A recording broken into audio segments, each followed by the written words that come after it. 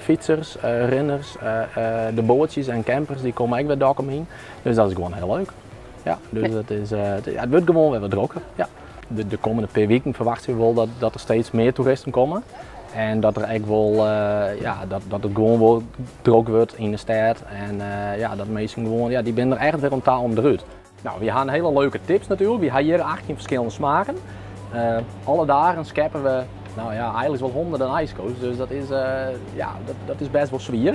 Hele volle denken van, dat zal best zo koud wezen dan had ik een bak ijs thuis uit de vriezer halen. Nou, dat is net zo.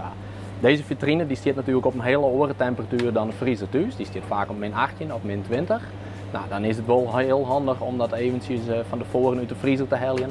En dan even steen te laten. En dan kan je heel makkelijk een ijskoos scheppen. Ja.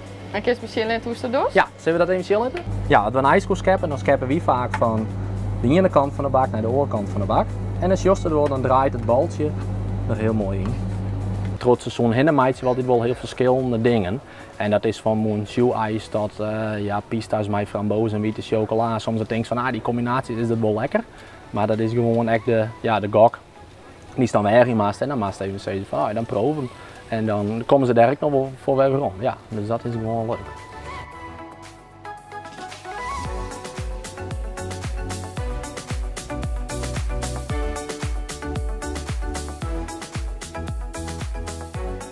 Zodra het echt mooi waar is, als je de zin schijnt, het is een beetje warm, dan ben de meesten gewoon blij en dan keep je een ijskool. En dat is ook altijd wel een heel leuk product. Dan ben ik blij. Ons keep ze een ijskool, denk ik. Alsjeblieft, geniet ervan.